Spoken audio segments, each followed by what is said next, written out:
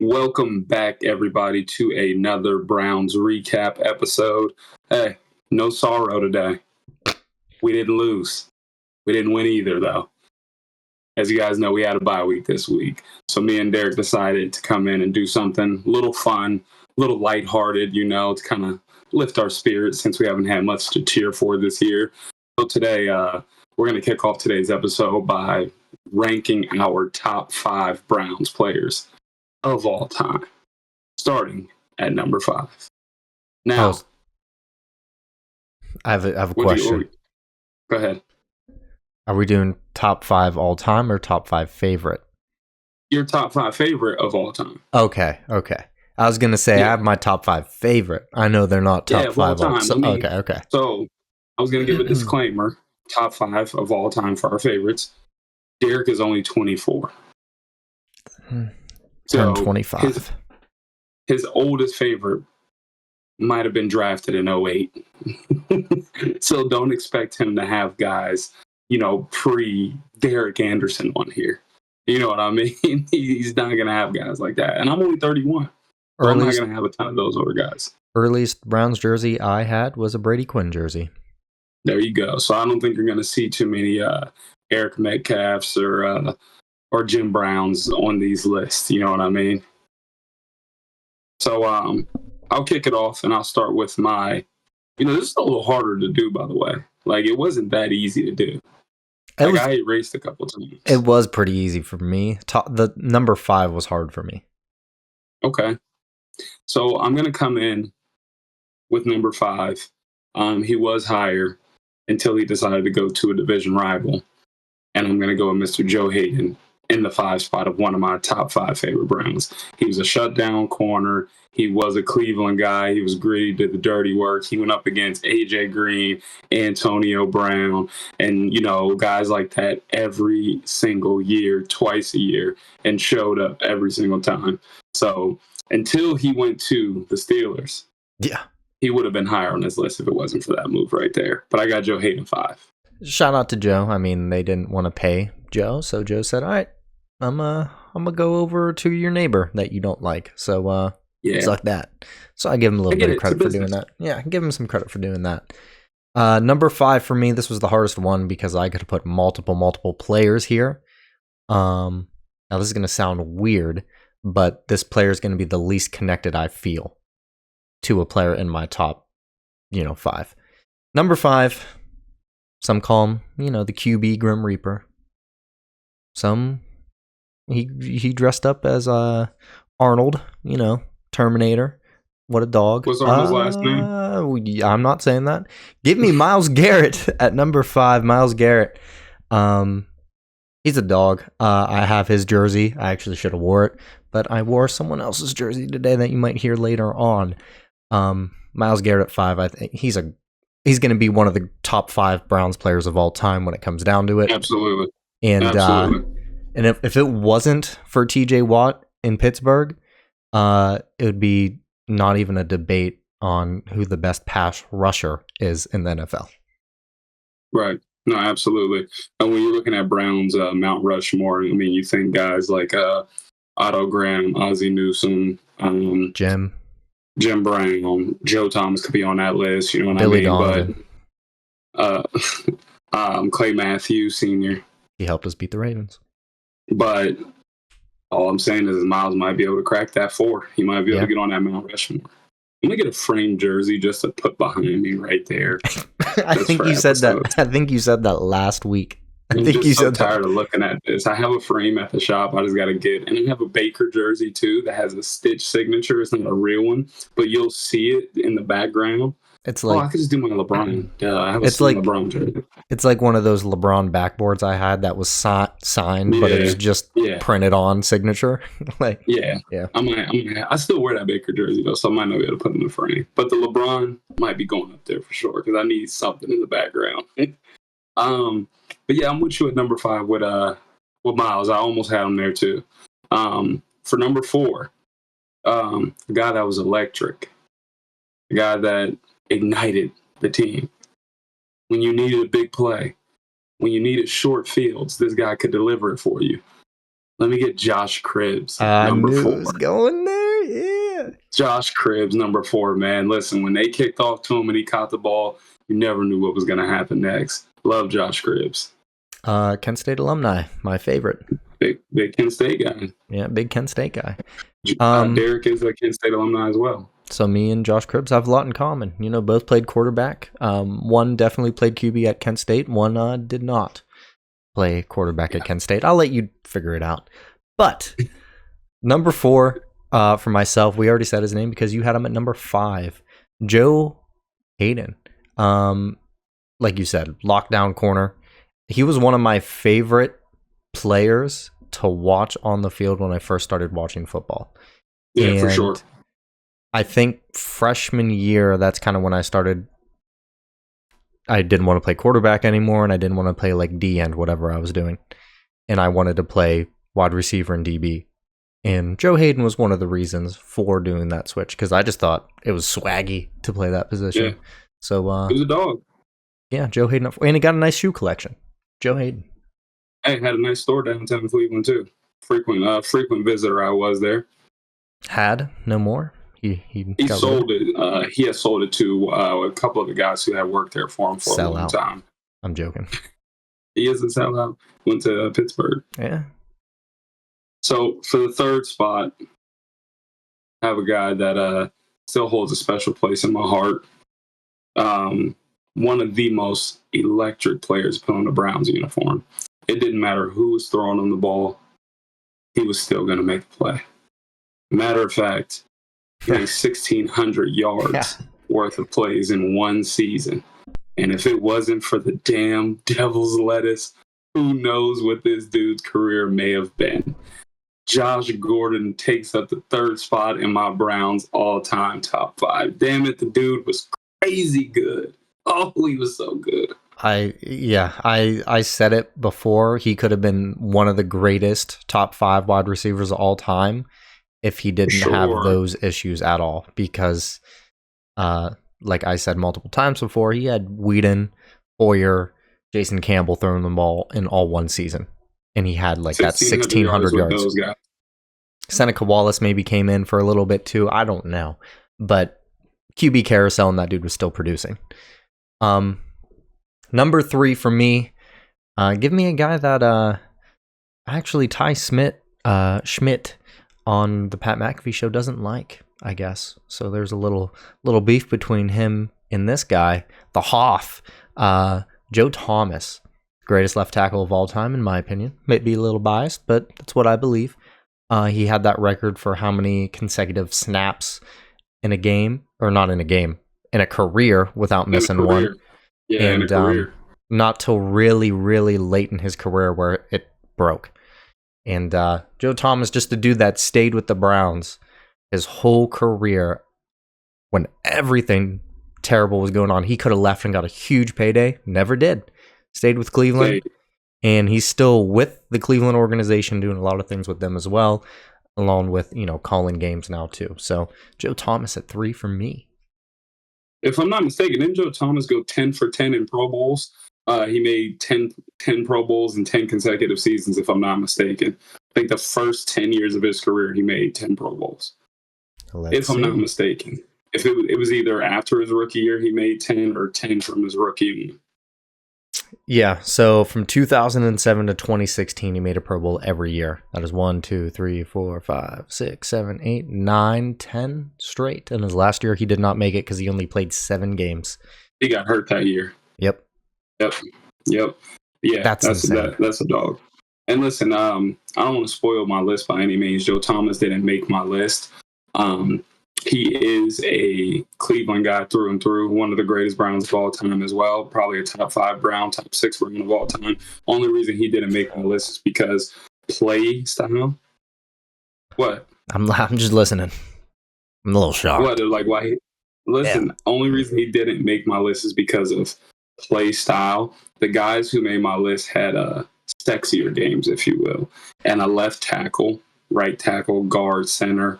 It's just like. It's hard for those guys to make my list because what they do isn't sexy. They do the dirty work. Okay. It was his commitment for me.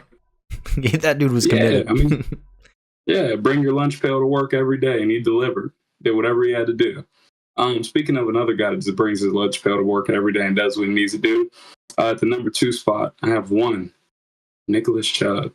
Yeah. Man, listen, the dude, he does whatever he can. He's the epitome of putting the team on his back, whether it's taking pay cuts, restructuring his deal. My guy doesn't celebrate touchdowns. Like, I didn't hear him talk until probably his 4th year in Cleveland when they interviewed him, because the dude is just he's just like a professional. He's not flashy. He doesn't care about the limelight. He's not a selfish guy. Yeah, and the day he won my heart was when we had a diva on our team, Odell Beckham. And Odell Beckham was having a rough stint with the Browns, rough couple games. Odell's on the sideline complaining, and he said, "Man, I just want a touchdown." And Nick Chubb looked at him and said, "I just want to win."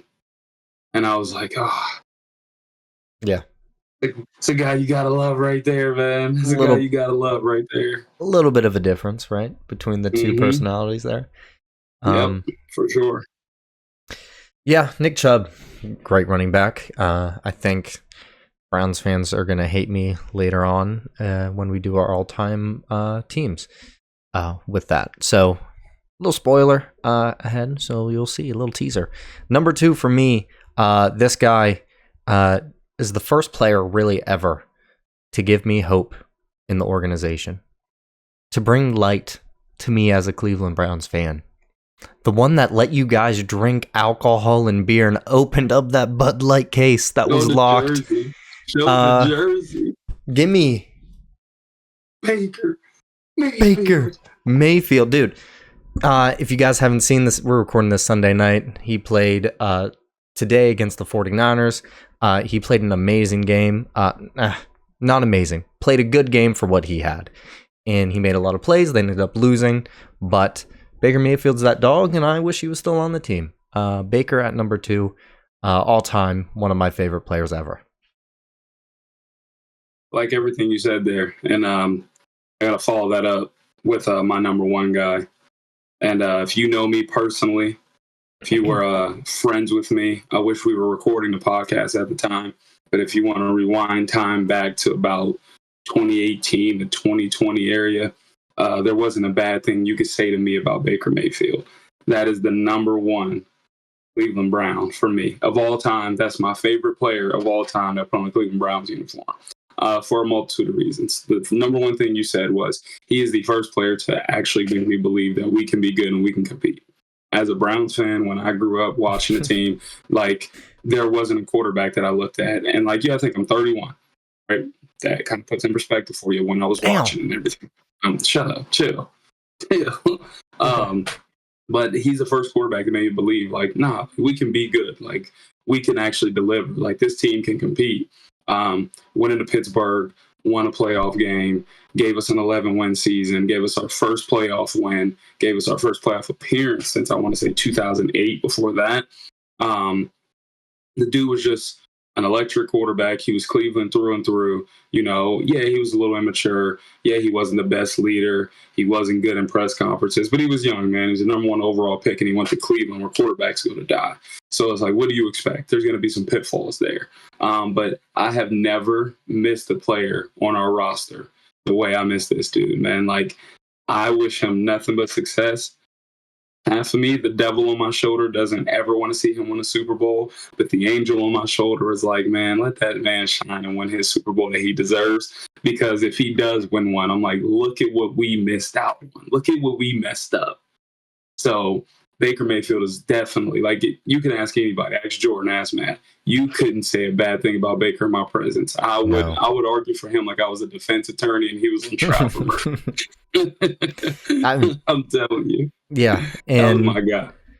I mean, what hurt my heart a little bit is after Tampa Bay played the Chiefs on Monday night, you know, Kareem Hunt and Baker, they had a little conversation after the game. I don't know if anyone heard it mic'd up, but they were basically happy for one another. And I think we can understand the reason why they were happy for one another. They were out of this organization for the most part.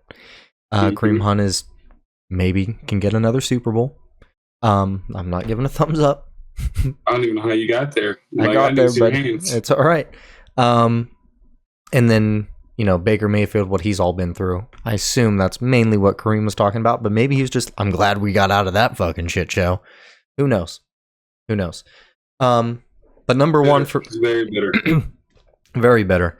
And if you guys see me keep muting my mic and everything like that, I got a real dry cough. So you'll see me muting and coughing a little bit in between.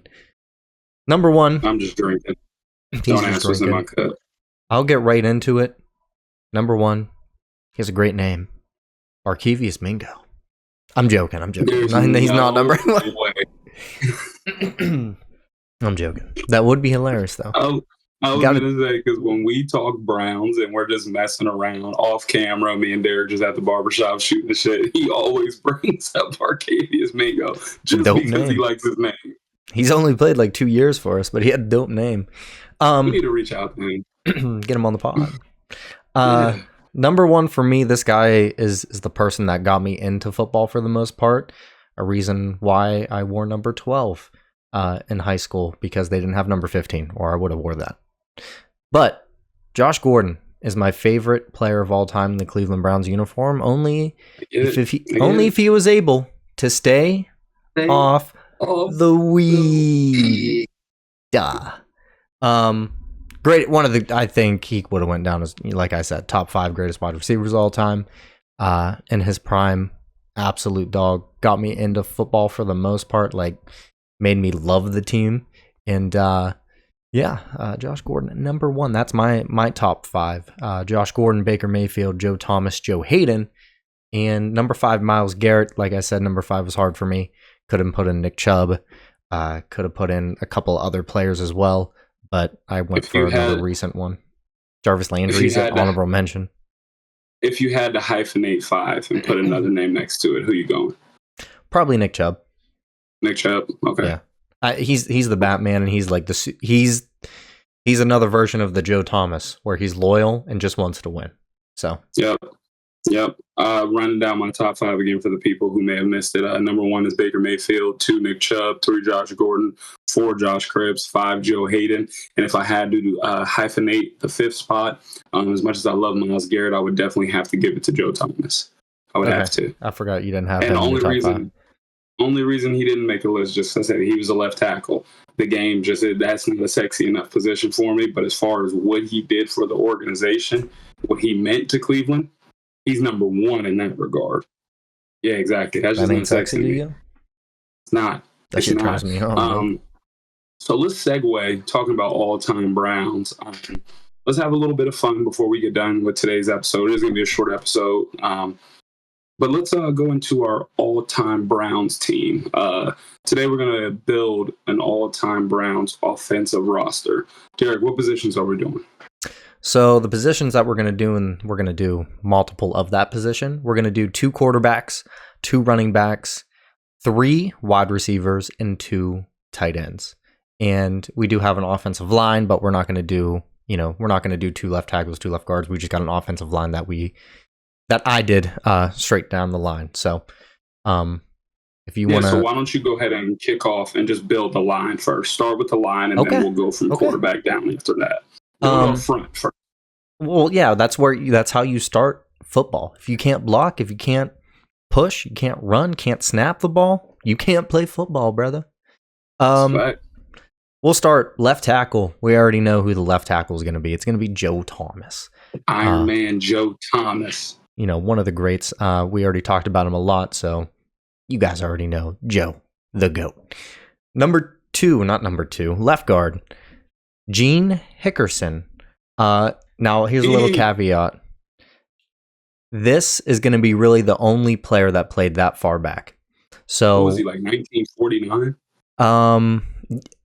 It was 1950s for the most part.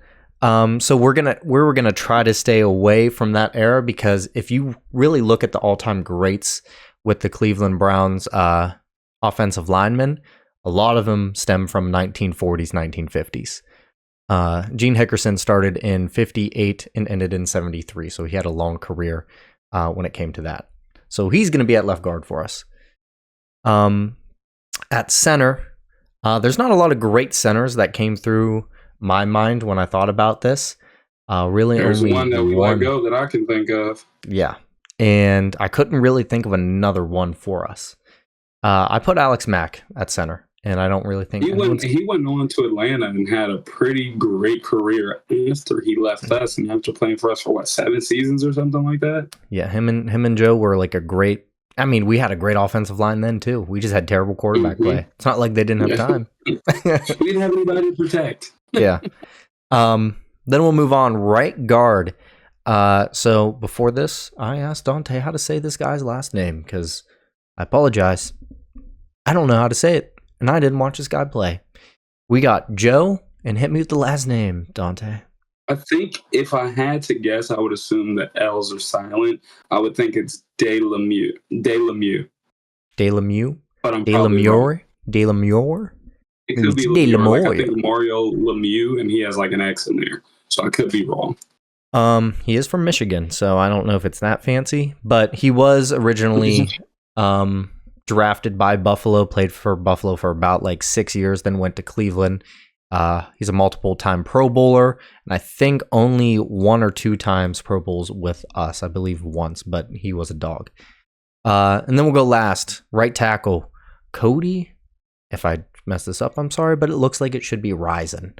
Cody Rison finishing out our offensive line here. He is a 2-time Pro Bowler for us and steal of a draft because he was selected in the 7th round in 1979 out of Texas A&M.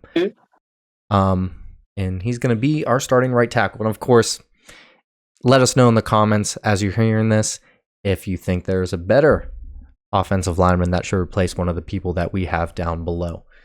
So, Dontea, I went off with the offensive line. We're going to go here with 2 quarterbacks, and I'll let you take who you have at QB1 for us. So, I want to go ahead and put like a little disclaimer here because when you're doing all-time teams, obviously you don't know what era of football you're playing. Are we playing 2020s, 2010s, 1950s? 1990s. There's so many different eras of football. So it's like for this era, this guy was this era's guy. You know what I mean? So as much as I love Baker Mayfield and I really wanted to put him 1, I can't deny that no matter how many teams were in the league at the time and no matter what the game looked like, it's really hard for me to not put Otto Graham as number 1. They were called championships, not Super Bowls. People like to tell us the Browns don't have Super Bowls. Hey, we got championships, baby. They just changed the name. We still got them. It was just a different name then. That's all. But Otto Graham, I feel like he has to be QB1. I know it was 1946, in the 1950s, but like the dude competed for, I think, 7 championships, and I think he won 3 or 4. It's kind of tough to not consider him the QB1 of an all-time team with those accolades. Yeah, and a little fun fact about Otto Graham for some listeners. He was originally drafted to play quarterback and DB, so this is kind of when they played both positions in 1946. So it's a little far back there. Hunter ain't got nothing on Otto Graham. It's a little far back there, but who I had at number 1, because I assume we were going to play in today's era, was the guy that I am wearing right now, is Baker Mayfield. I will spoil and say the number 2 for me was Otto Graham. And I assume I know who the number 2 probably for you is. It's Baker Mayfield. Yeah. Yeah. So it's just because Otto accomplished more. History-wise, you know what I mean? Like, era-wise, I guarantee if you plucked Baker Mayfield in 1946, they probably would think he was a witch and set him on fire. Probably. You know what I mean? So it's like, but that's the only reason why I have him number 1. It's just like he won Super Bowls, championships. Yeah. Yeah, you guys let us know. Who do you think should be QB1, QB2? Yeah, Otto Graham definitely had a little better career so far than Baker, but hey, especially for the Browns. But what if Baker wins 2 Super Bowls somewhere else? Does that count towards anything? Or because he didn't do it with the Browns, does that not count? If Baker wins 2 Super Bowls, find me in the utility closet. So we'll move on to running back. I will say caveat here too. The players that we're going to select, we're going to do it based on how they played in Cleveland for the most part. Yes. So their career in Cleveland. Yes. So let's say if Trent Richardson, for whatever reason, went off and was a Hall of Fame running back after we got rid of him, we would not put him here because he only played like 1 year for us. So we'll move on to running back. Since you took the first one, I'll take the first one here. I'm going to go against the grain here with you. You gave Autogram the nod.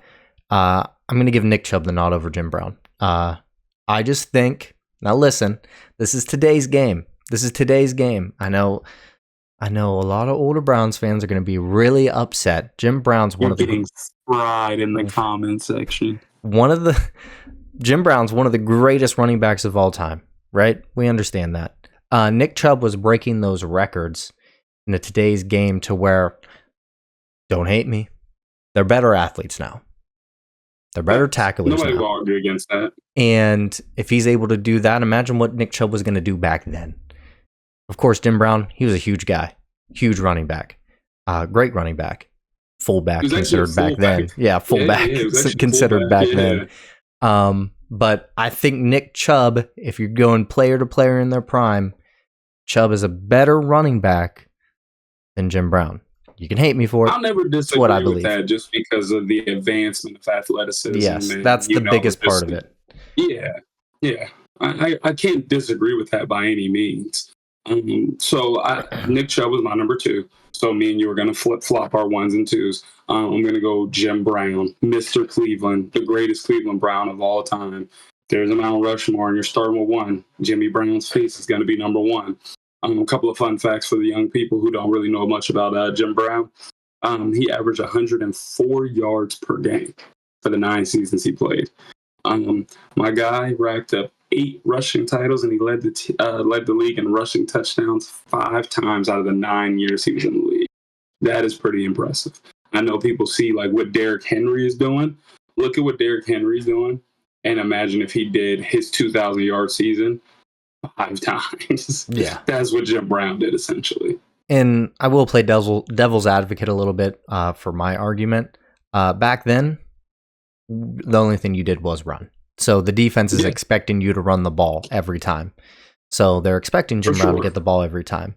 So that does help in today's game for Nick Chubb to go off a little bit more because they got to deal with play action passes. They got to deal with the deep ball. They got to deal with a lot more spread offenses. So that does help Nick Chubb's case a little bit, or Jim Brown's case to be above Nick Chubb because he played against players that were only going against the run for the most part.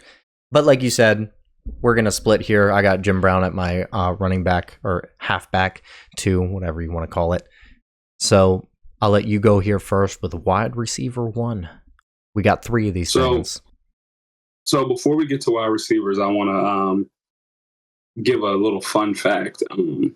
Before we did this, I did some research and I was looking into Cleveland Browns history. I mean, I'm sure every team has some like crazy history that you can look into. As I was doing some research, I found a guy named Lou Groza, played from 1946 to 1967. He could kick that? He was a kicker and an offensive tackle. That is crazy. Did you call my dude the Tub? Dude, I looked it up too a little bit and researched it. He played like 10 years offensive line, retired 1 year, came back, just was a kicker. That's crazy. That's crazy. That's crazy. How big was he then? I seen that. Yeah, right. I seen that and I was just like, man, what? He's in the top 10 of Browns offensive linemen in history, so. Yeah, that's insane. Okay, so going into wide receivers, we're gonna do 3 wide receivers. 3 of them. We can honor them. Okay, so 3 wide receivers. It was funny because there's a wide receiver that I'm a huge fan of, and I did not see him when I was like shuffling through like history and stuff like that. So I'm gonna go old for the first one because I know there's one on here for sure that me and you are gonna agree with. He was in our top 5s. We already know. But for our wide receiver, we can call it 1. I'm going to go with Paul Warfield. Now listen, Paul Warfield had better years with the Dolphins. But when he was with the Browns, he was still electric. Now I know you guys are like, Paul Warfield, yes. He played in 1964. But listen, did you guys know he still holds the NFL record for average yards per reception at 20.1? 20.1? His whole career? His average yards per reception, 20.1 for his career. He still holds that record from 1964. If you got Baker Mayfield dropping back saying, F it, he down there somewhere, who do you want down there catching him? Big Paul Warfield. There's another wide receiver that had almost similar stats that played for the Bears a long, long time ago. I don't know if any of you guys are Bear historians, but his average yard per catch was around 20-something as well, which I thought was insane for his whole career. And it's not like he only played like 2 years. He played like 6 or 8. Yeah. Or this dude played from 64 to 77. Like, that's 13 years of 20 yards per reception. That's insane. He made it to 3 all-pros as a Cleveland Brown. Like, the dude's a dog. He's just a dog. So, how many receptions a year did he usually have? Do you have that pulled up or no? Let me see. I can look that up. I'm sorry, I'm dying here, guys. I know. Get it together, bro. The even crazier part is he was only 6 foot. 6 foot? It looks like his average his average reception per year was only about 38. Yeah, that was a good guess. I said 40. Yep. So he, didn't throw the ball a ton, man. It sounds like to me he'd be a good wide receiver number 3. Throw him in the slot. He's a deep ball guy. You know what I'm saying? He can sneak out deep crossers. That's where he gets it. Listen, real quick. 1 year, he averaged 23 yards per catch. His longest was 86. He had 11 touchdowns, 996 yards. Only 29 receptions. Oh, I'm sorry, 43 receptions. I was like, what, 29? That would be absurd. I don't know. That's not possible. Yeah. But 43 receptions on 900 yards, like, that's crazy, bro. 43 receptions on 900 yards is insane. Yeah. That's crazy. That is crazy. That's crazy. My number 1, we talked about it. Obviously, I think this guy is a perfect number 1. He's a deep threat.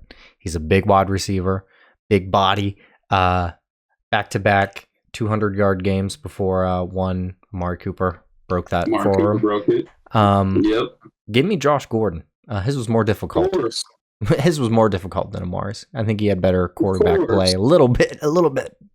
But yeah, give me Josh Gordon number 1. I think he just fits perfectly as the number 1 wide receiver. I got no issue with that. Now, number 2. I feel like there's a lot of older wide receivers, Cleveland Brown wide receivers that I've seen. We've seen a little bit of Braylon Edwards was shown in there. Your guy that you mentioned was shown in there. Maybe Webster Slaughter was in there. I want a Slaughter jersey so bad. Give me this guy. I think he's just great for the team. Great morale. Going to get the group together. The wide receiver room we saw spike up a little bit when he was with the Cleveland Browns. Are you going to say Jarvis Landry? I want Jarvis Landry in my top 3 wide receivers because he just wants to win as well. He's not going to demand for the ball. He ain't going to bitch that he's not getting the ball. He's going to be hyped for everybody on the team as long as they're winning. And I think he's a perfect 2 or 3. It doesn't matter to me. I want him in my top 3. Dang, big Jarvis in the top 3. So when it comes to like history and guys who were really good, like obviously we can look back to the 1940s and like most of our history. Yeah, skipped on them. You're gonna see our greats from the 1940s and 1960s because that's when the Browns were most relevant. You know what I mean? And I will say, those guys were not better route runners than Jarvis Landry. So they're not better wide receivers. I hate to say it, but you guys know they're not a better wide receiver. So part of me wanted Josh Cribbs out there just because of what he can do. He wasn't a good wide receiver. We can put that off when we do special teams with our defense. He could be on there. I was gonna ask you if we're gonna do special teams. I'm not putting Josh Cribbs in there. Yeah, we'll throw that in there. Okay, so if we're going wide receiver 3, I have no issue with your Jarvis Landry pick. No issue at all with that. I got no issue with it. Okay. So So you had Josh Cribbs originally at 2-3? So I had him hyphenated behind Jarvis Landry, shockingly, because I didn't want to fill the roster with a bunch of dudes from 1940. So Dennis Northcutt was a guy that came to mind. I like Dennis Northcutt. That's a dope last name too. If you just go back to Dennis Northcutt's game versus Pittsburgh, he tore Pittsburgh to pieces himself that game. And that's the guy you'll like just because of that. But if we're just talking about pure talent, he probably doesn't make the list. I'm cool with Jarvis. I mean, it's hard to take a dude in the 1940s over a dude in 2020. It just is. And this is going to sound absolutely insane, but the dudes in the 1940s probably were not better than Anthony Schwartz when he was on the Cleveland Browns. And that sounds absolutely insane because Anthony Schwartz was terrible for us, but that's just the development of athletes in the game over time. What's our guy that is regarded as the greatest receiver of all time? Other than Jerry Rice and Randy Moss, when people talk about when you see list online, USA Today, Bleacher Report, and stuff like that. What's his last name? Steve Largent. Oh yeah. Okay. Steve Largent is regarded he's not as a better. Greatest receiver of all time. No. Yeah, I'm sorry. There's nobody in their right mind who has watched Calvin Johnson play football look at you in the eyes and say, "I'm taking Steve Largent over Calvin Johnson." And that's why I say whenever I have arguments like that, and I say if we do an all-time draft today, like I did with the Roger Staubach thing, he ain't getting selected in the top 100. That's when I said that, because the game just passes you by over time. Steve Largent did have 1,200 yards twice in the 1970s and the 1980s, though. I know. He actually had a lot of yards, too. The dude was a dog. All-time leading receiver for the Seahawks. 5'11". Yeah, he's old. Hey, look at me. He's still alive. Look at me. That's Steve Largent. Steve Largent will get his head taken off of it by Fred Warner. Going across the middle, slant route. At number 3, I don't have a guy that you said, actually. So I think you had who? Josh Gordon, Cribbs, and who was the first guy you said Warfield. Again? Warfield. I put Webster Slaughter here. Webster Slaughter. So this is the reason why. I try to go more recent wide receivers because the game is going to be better suited for them. That's my thought process. It doesn't mean they had better accolades. Doesn't mean they had better stats. But when Slaughter played for us, he was good. Talk about yards per reception. For the years that he played for the Cleveland Browns, that's what we're debating it on, not what they really did after. For us, 14.5, 17.1, 15.4, 19, 14.4, and 14.2. Really good, right? And never had a double-digit touchdown season, but 4, 7, 3, 6, 4, and 3. And he didn't get a crazy amount of targets. Well, actually, I don't even know how many targets he got because they didn't track it until 1992. But he didn't get that very many receptions, but when he did get those receptions, he got a lot of yards. So I had him at my wide receiver 3. I don't mind Paul, but the only reason why I didn't have him, shout out to him, he did go to Warren G. Harding, but he just got drafted in 1964. Little out of my comfort zone for wanting a wide receiver that was running routes back then. No offense to them. I hate to be that guy. I hate to be that guy, but that's just how I feel. So I'm guessing that you won't love my tight end 1 being Ozzie Newsome then. I'm not going to lie. I put him 1 also. Proud of you.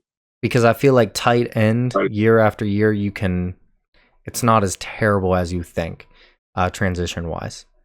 They got to still be able to block, and they got to go out and catch. The tight ends, even some today, they're not great route runners. It's just the Right, scheme. just big dudes. It's just the scheme and them sitting in that zone or that open spot. There you go. So for our 3 wide receivers, what do you want to agree on here as our final? Our 3 together. Gordon at the 1? Gordon at the 1. Jarvis at the 2. And you want Warfield at the 3? I like Paul at the slot, bro. Listen, all right. Deep threat guy that can get you 20 yards per reception. We'll do it. 900 yards on 43 catches. That's crazy. Yeah, I mean, yeah, well, basically 1,000 yards. He's 4 yards away from it. So that is pretty insane. And like you said, he averaged 20.1 in his whole career. And that's a mix of Cleveland and Miami as well. But yeah, we'll have him at 3. Nice deep ball guy and hometown hero. You know, why not? Mm-hmm. Why not have the hometown? Shout out to Warren G. Hardy. Hometown right down kid. From my house. So tight end 1. We can agree. Big Ozzy. Number 2, who do you got? David and Njoku. I'm not gonna lie. I wasn't gonna take the guy that has some legal issues. So give me David Njoku at tight end number 2. It's really it's hard. It's hard to take. I mean, are we erasing morality here? Yes. No. This needs to be a good locker room. Good locker room. Nice morale. Okay. He might not play next season for us. So we're not taking the guy that we drafted over Big Ben. No, we're not. And I think David's better for the morale. He just wants to win too. Even though he did want to be traded 2 years ago. I mean, he probably wasn't having a great. He probably wasn't having a great mental when he was dropping the ball a lot. A lot of fans hated him for it, and he came around. Shout out David. I think David's a good tight end number 2. It'd be a dope tight end 2 set. It shows you, looking at our all-time team and our all-time favorite players, how we had an entire era of just being so abysmal that you're not even willing to take any of those guys. Because notice, we only had one player that played prior to 2017 on our team. And that was pre-2000s. So between 2000 and 2017, realistically, we only listed one guy. That's not on all of these things. That's not outside of Jim Brown. I mean, I'm sorry, Joe Thomas. Joe Thomas is obvious. Josh Gordon is the only other guy. Who else am I missing? That's pre-2000? Yeah.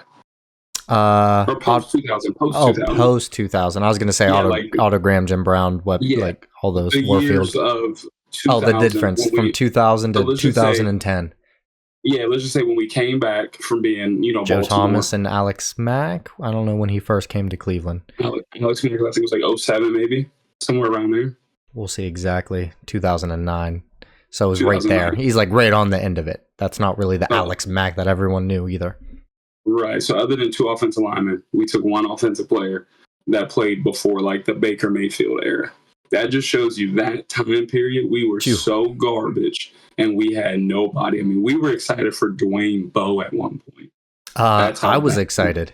I was hyped for Dwayne Bowe as a kid because I'm like, oh my gosh, we just got this crazy wide receiver and this dude barely played.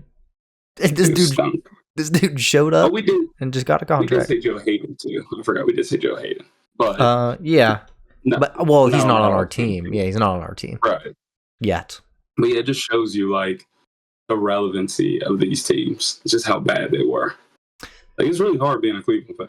It really is. Especially when I watched I got to show you those clips of Baker Mayfield in the Tampa game where he was stiff-arming Bosa and threw an absolute dart to Ricard or Rashad? Ricard. Oh, wait, White. Rashad White. Rashad White. I was thinking Patrick Ricard. Yeah, not that guy. If you ever want to torture yourself, just type in Baker Mayfield Cleveland Browns highlights. And I think there's like a 15-minute video that pops up as one of the first videos. And it's like taking a knife in your hand and just turning it in circles. It's terrible. Like, you're just like, why didn't Kevin Stefanski want to keep this dude? Like, what did he see that he didn't like? His shoulder? I don't fucking know. I really don't know. I don't know. But rough time, man. Thank you guys for watching. I know we said we were going to keep this short. This is about 45 minutes in. So around the same time. We gave you our best. Since I'm dying, I'm going to let Dontea cover this one and, let us out here. And don't forget, like, subscribe, and all that stuff.